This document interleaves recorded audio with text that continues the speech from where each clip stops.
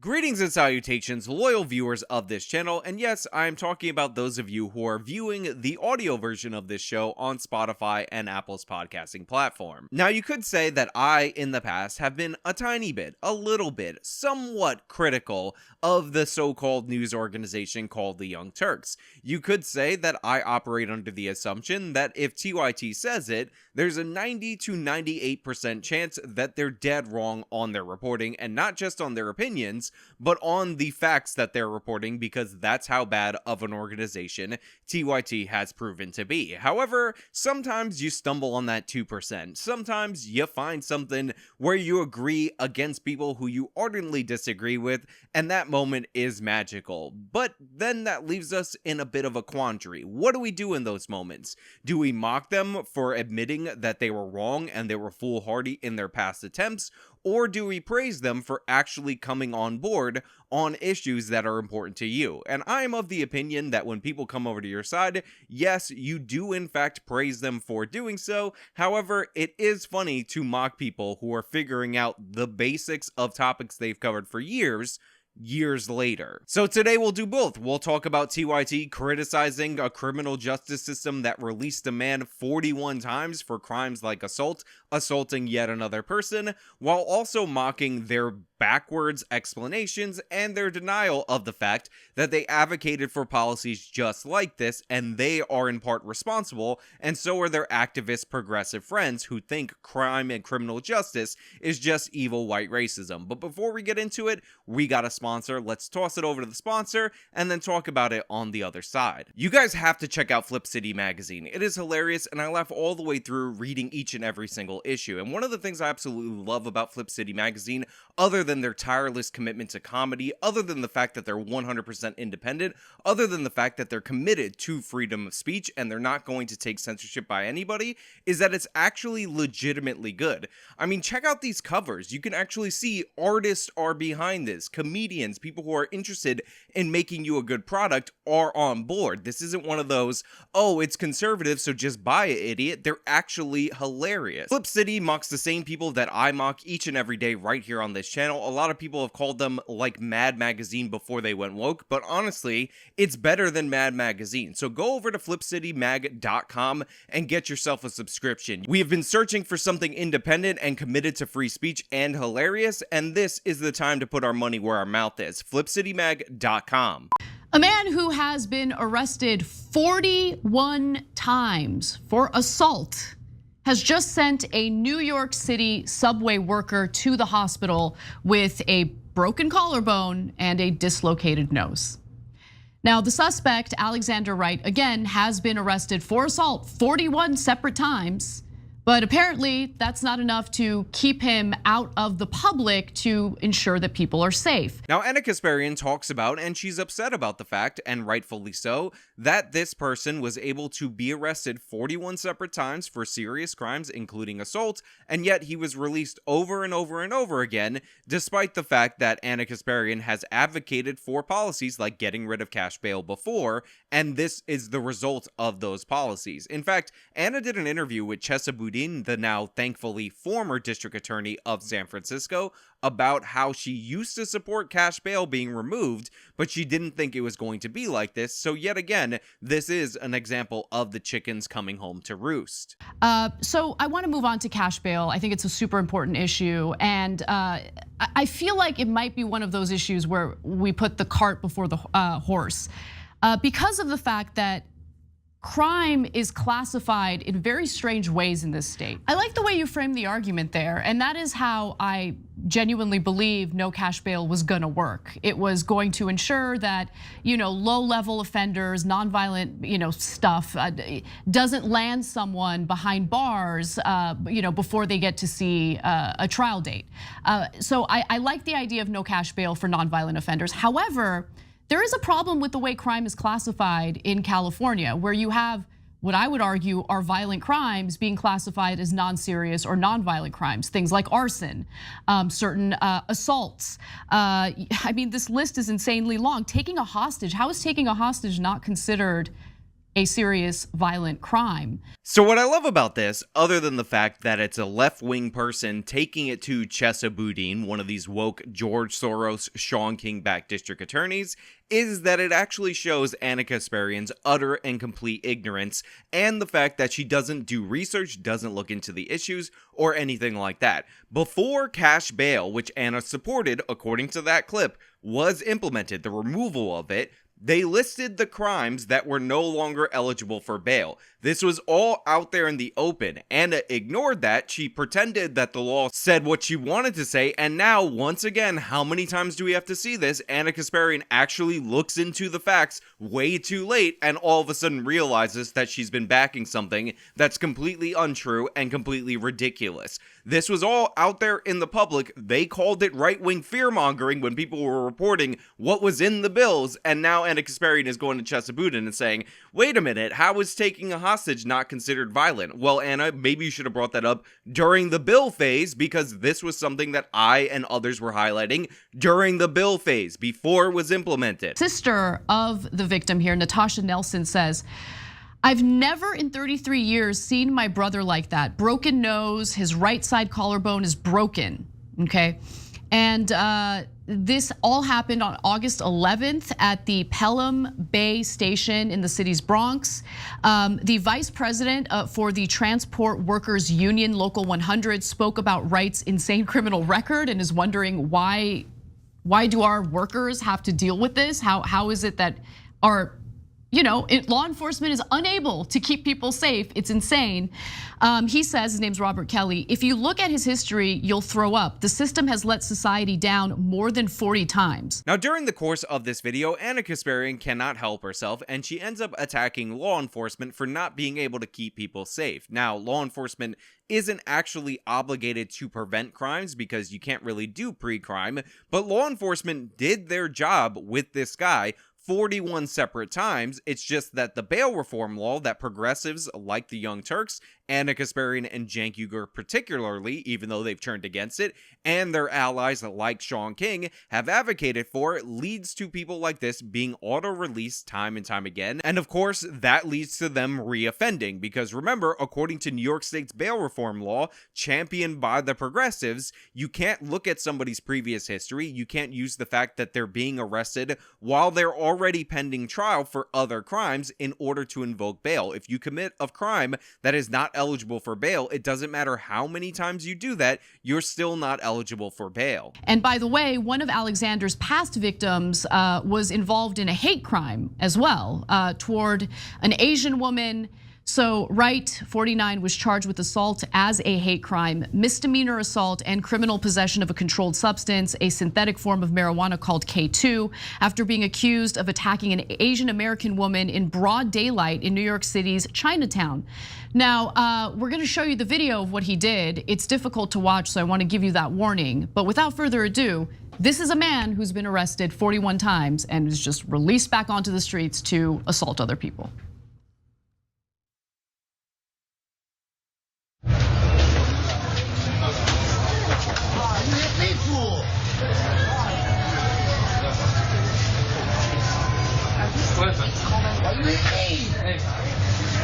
You okay?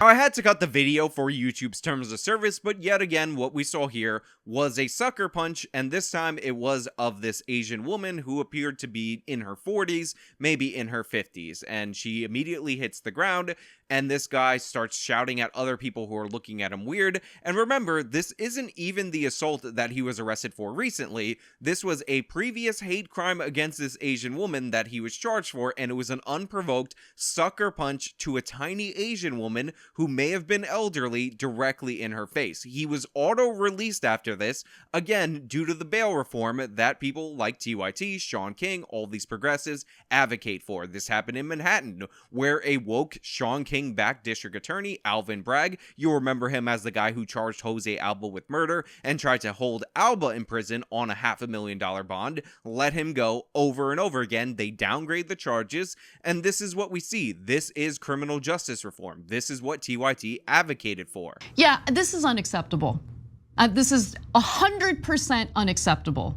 I'm done with this. Whatever this is not criminal justice reform. Anna, you're wrong. This is criminal justice reform. This is what you specifically asked for. You said that the system was systemically and structurally racist against black people and that we needed to make changes because you didn't like the crime statistics because they were unequal outcome. So we now don't treat crimes very seriously and we're very conscious of who's being arrested rather than what the people being arrested are actually doing. This guy was black, therefore he is privileged and he would skew the statistics if we were to hold him in jail. Think about the racial disparity in our jails and prisons, so they let him out over and over again. That's the point of bail reform law. That's why Shaun King advocated for bail reform law, because the statistics, which reflect reality, make people like you uncomfortable. Allowing people who are clearly a threat to public safety, allowing people who are assaulting and hurting workers as they're just trying to do their jobs and get through the day,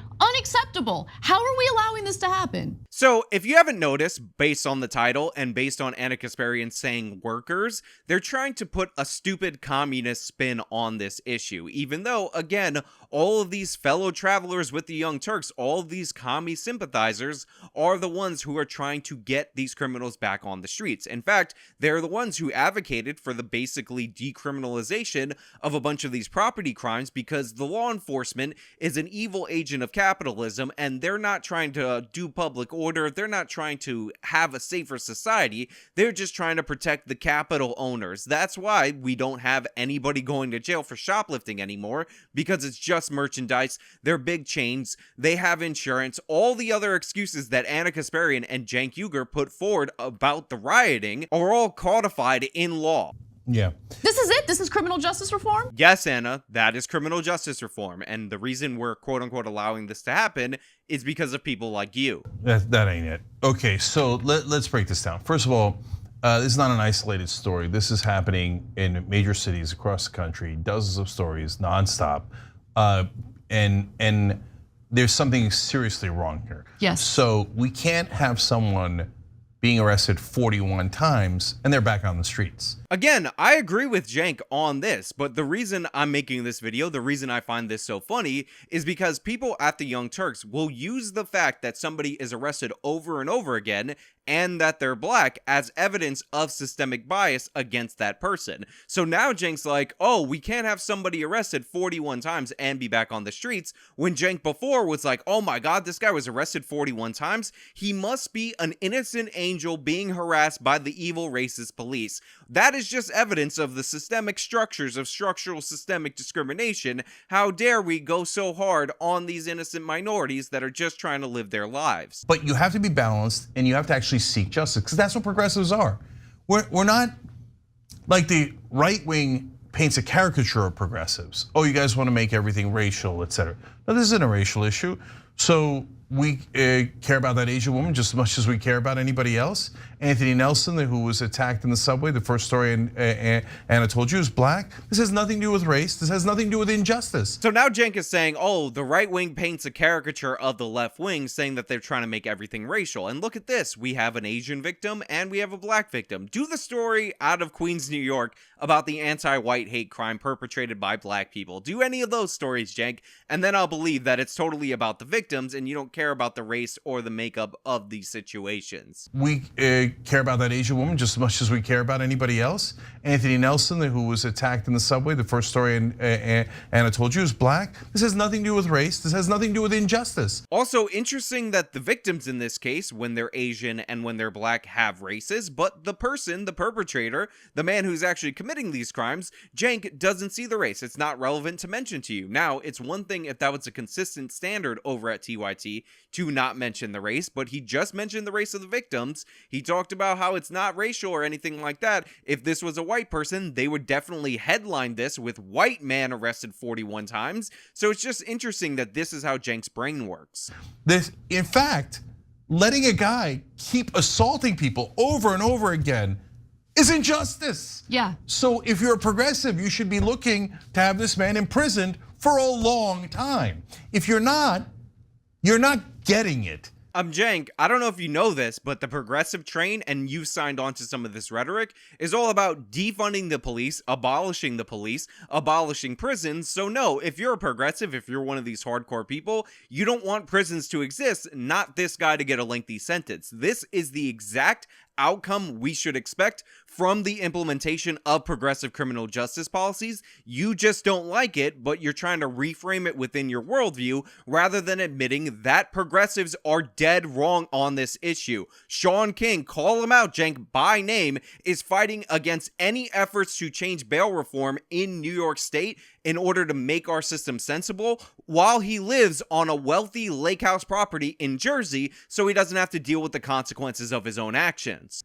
That what he did to that woman there, that he's done now dozens of times, is not within miles of justice. It's the exact opposite of it. And by the way, there's a second component to this story and the other ones that Anna's gonna tell you about. They constantly target the working man. Yes. Because if they target rich people, then they're actually gonna get arrested. They're actually gonna be in a lot of trouble. They're actually gonna get put away for a long time. They always gotta throw in the communist gobbledygook. The reason rich people aren't targeted by these criminals as often is not because they won't be let out. Remember, the actor that was assaulted recently, that was another guy who was just randomly striking people, had been arrested a bunch of times, and they kept repeatedly letting him out. The reason they don't target rich people is because rich people have the means to move out of areas that implement wildly crazy, stupid progressive policies. They can avoid these criminals. And I wish that somebody on the internet.com, some guy who had Justice Warrior in the name of his channel, in the name of his podcast, actually did stories and brought up statistics about how, of course, if you're in poverty, you're more likely to be victimized by criminals. In fact, statistically, you're something like 10 times more likely to be robbed if you make $7,500 a year versus if you made a middle class salary of around $50,000. If only somebody did videos about how crime actually creates poverty and the people who are victimized are the good people in those neighborhoods who are just trying to get themselves out of that poverty, if only those videos existed somewhere on the internet.com. But when they keep going after the working class, nobody's there to help them. Yeah, Cenk, the reason why is because you have demanded that we restrict the police. You have demanded that we tied their hands. You have demanded that we remove the police from the neighborhoods where crimes occur because you don't like the fact that the neighborhoods where crimes occur are not racially proportionate, and therefore there are more arrests in those areas. But when they keep going after the working class, nobody's there to help them. And nobody's there to fight back, and no one's there to fight for justice. As progressives, we're supposed to be fighting for justice no matter what. So let's stick up for each other and make sure we get justice for those victims too. Welcome aboard, Cenk. These are all the things that I've been saying for years on this channel about the consequences of lax criminal justice policy. The people who are hurt the most are the people who can't afford private security or to move out to the burbs in order to get away from the criminals. Yeah, and I mean, look, you're right about this happening in most major cities. It happens in Los Angeles as well. And just to give you a Los Angeles angle to a very similar story, metro workers at Union Station were begging the authorities for some protection. There was one metro worker, a female, who was dragged into the bathroom and assaulted. I mean, there was case after case. Luckily, they're represented by a union that, had some power in persuading the government, the local government, to provide extra security for these workers. So right now, Anna's talking about the metro workers and how they were begging for law enforcement to be returned to the area. By the way, this is a similar thing that we saw from the MTA workers in the New York City subway. But the thing is, Los Angeles, like a bunch of these other departments, reduced the police budget, and they also reduced enforcement of what is called fare evasion when people jump the turnstiles in New York. So the officers have no purpose there, because what they would normally do is, because they figured out that people who don't pay for the subway or people who commit crimes typically don't pay for the subway, was that if you arrested people for not paying for the subway, you could actually prevent downstream crimes. This was one of the aspects of broken windows policing, which of course the Young Turks are against. So now they're like, oh, they had to beg them after policy shifted because we advocated for policy to shift, and look at all the crime that was going on in these stations. Yes, Anna, we all knew that. That's why broken windows was instituted in the first place. That's why they targeted specifically the crime of fare evasion, because it turns out all these crazy criminals don't care all that much much about paying the fare, so it was a way to get these people off the streets before they did something seriously violent. You called that criminalizing poverty, so guess what? They didn't want to criminalize poverty anymore, and it turns out a lot of people got victimized. Great job, Ann. Okay, but what we're also noticing in Los Angeles is, depending on where you live, if you're lucky enough to afford a wealthier area in Los Angeles, you're protected by private security at this point. That's where we're at.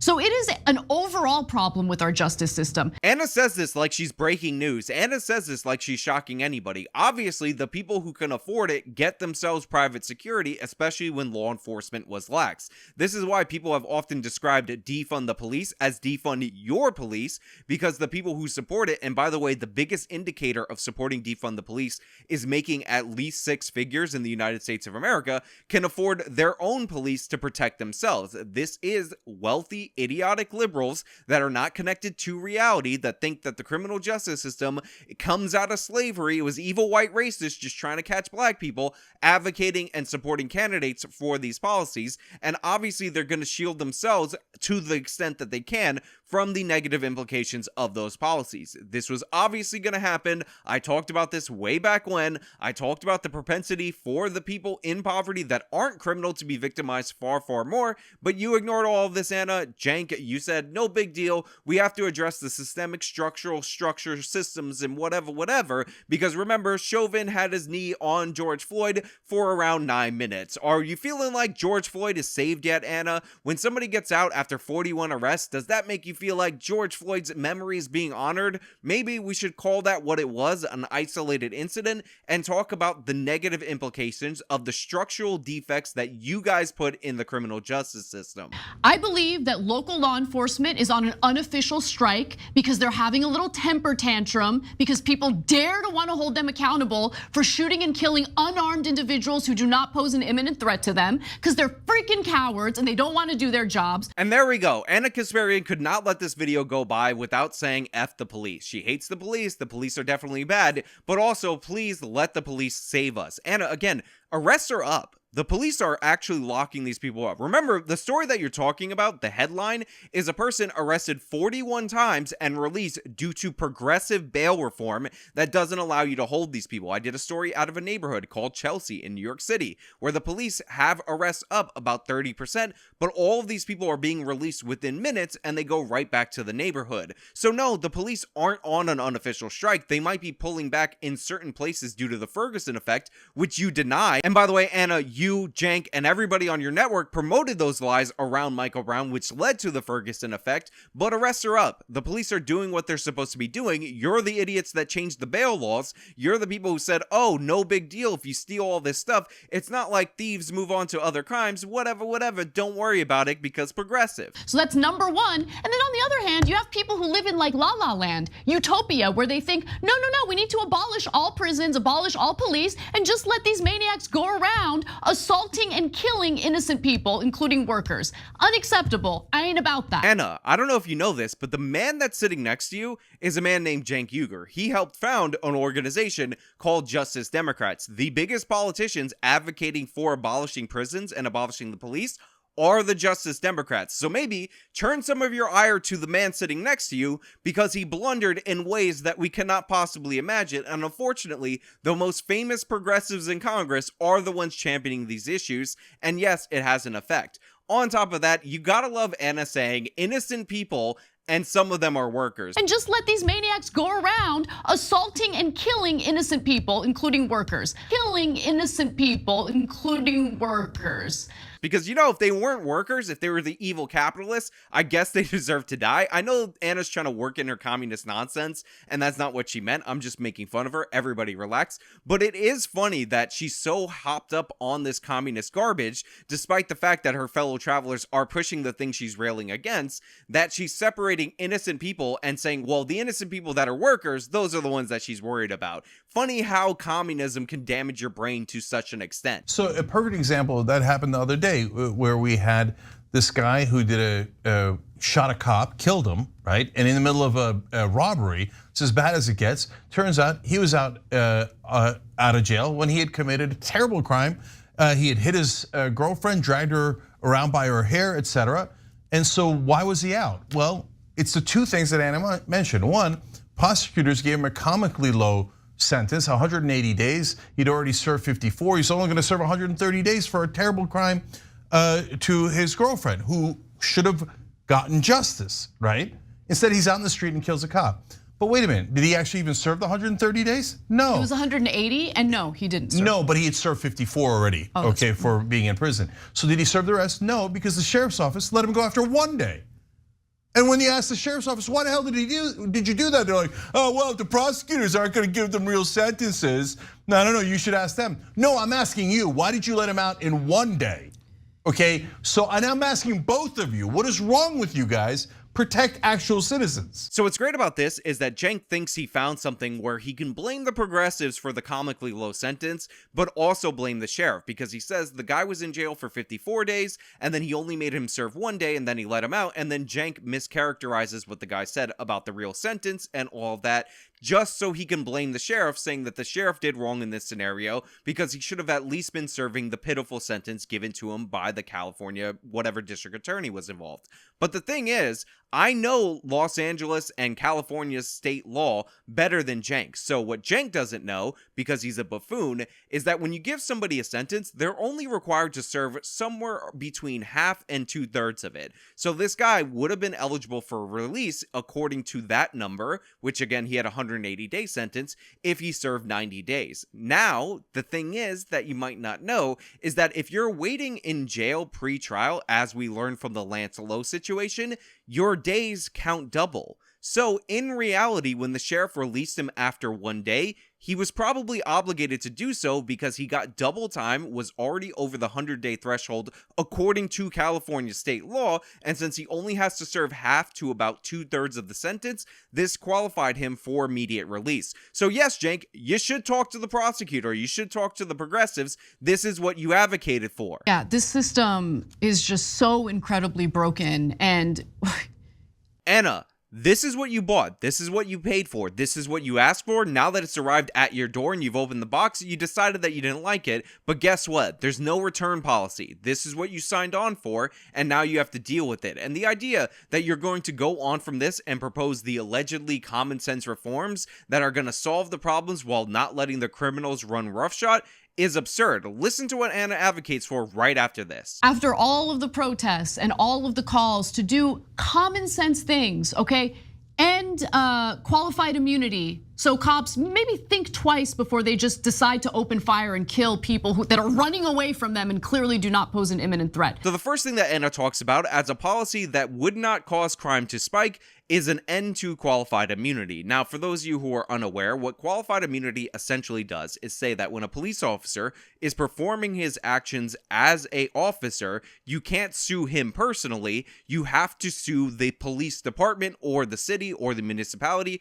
or the state or whatever. Now, the reason this was fine for years is because when people typically sue, they don't want to extract money from the individual salary of the police officer. They want to get money from where the money actually is, which is the department, the city, the state, etc. However, leftists have figured out that you could essentially stop police officers from doing anything if you bog them down in a bunch of frivolous lawsuits. So the reason they want to end qualified immunity is not because they feel like it's this thing that grants police all this status or whatever. It's because they want to sue them personally, thus disincentivizing police officers from doing anything. Now, should there be reductions here or there, or should the standard be lowered on when you can actually sue a police officer from what actually falls from without their line of duty requirements? Sure, but the idea that you throw this whole thing out and that's a sensible thing and that will drive down crime is absurd. You want cops to do absolutely nothing? Make it so that they have to deal with every single frivolous lawsuit based on every single scumbag criminal that just wants to hurt them. Now, to really hammer this point home, I want you to think of a different situation. Let's say you're at a Walmart, you slip and fall on a wet floor because a spill wasn't cleaned or because they didn't put that caution wet floor sign.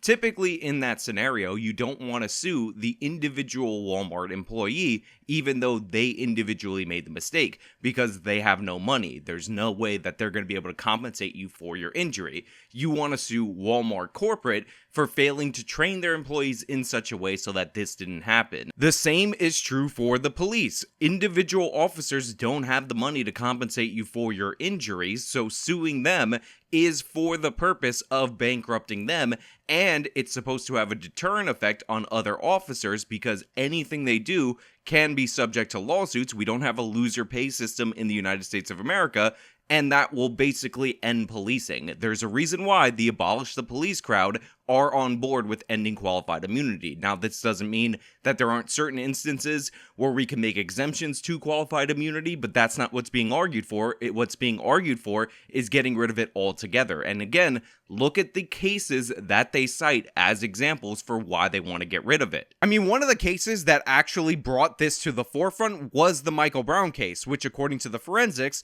was the cleanest shooting possible in those circumstances. Officer Darren Wilson 100% acted in self-defense. If you don't know that and you say you care about Mike Brown, I guess you didn't care to read the first 8 pages of the Department of Justice report on it or the other subsequent investigations that showed that Officer Darren Wilson was in the right. Well, guess what? The Brown family tried to sue Officer Darren Wilson and the case was dismissed due to his qualified immunity. This is what led a lot of the activists to want to get rid of it because they wanted to bankrupt Officer Darren Wilson even though his actions were clearly and obviously by multiple witnesses and by the forensics objectively morally in the right in that scenario and totally called for. So yeah, this wouldn't help anything.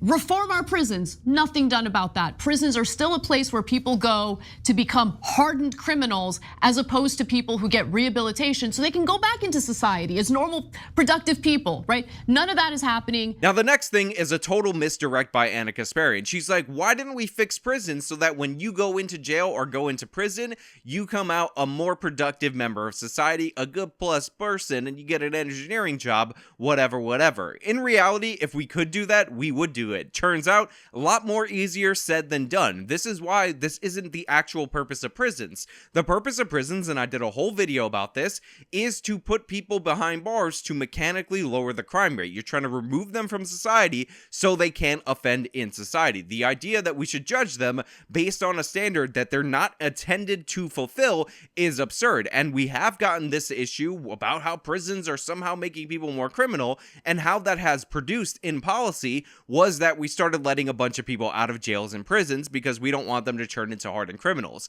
And what do we ultimately end up seeing is that the people that we let out were on that path in the first place and they ended up committing more crimes. All we got out of all of those protests is now like this total hands-off approach where people can go around assaulting people and robbing people all they want with absolutely no real consequences. Drives me crazy. And anyone who defends that is wrong. Name names, Anna. Tell us who's wrong. Tell Sean King that he's a dumb idiot and he needs to shut that nonsense down.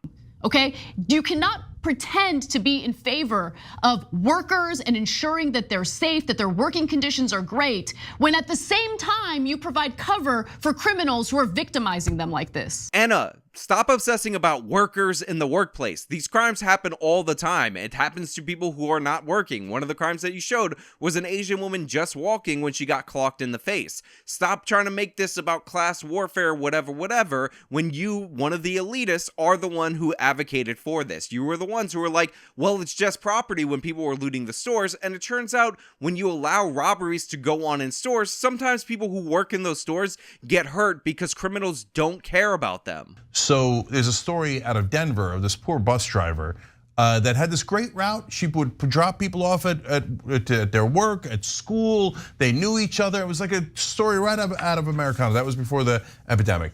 Now, because of fentanyl, it's a nightmare. It's a house of horrors on the bus stop. People constantly yelling at her. People getting killed on the bus. Literally getting killed on the bus. There was a man who beat a woman to death and tossed her body on the side of the road. Imagine being a bus driver, how terrifying that is. to witness that and feel no protection. So yeah, they wrap up with telling other horror stories, other things that bother them, but make no mistake, this is what they wanted, this is what they bargained for, and I'm glad that they're turning around on it, and believe me, to the extent that they're actually going to support getting rid of the candidates that institute these policies, I'm with them. But we gotta laugh at the fact that they're trying to frame this as this workers versus capitalist thing, when before they were cheering on the riots because it was just the capitalist corporations being robbed. These are the consequences of letting criminality go unchecked. These are the consequences of pretending that racially disproportionate outcomes were due to racism rather than disproportionate behavior, and the Young Turks should really acknowledge that they're wrong and stop advocating for even stupider policies or misdirecting to the police, when in reality it is lax criminal justice policies through and through that are responsible for your peril. But hey, those are just my thoughts. Let me know your thoughts down in the comments below. If you like this video, show me by leaving a like, subscribe for more content, follow me on all my social medias, support me via the support links in the description box of this video. This has been me talking about TYT coming around but still being wrong. Till next time.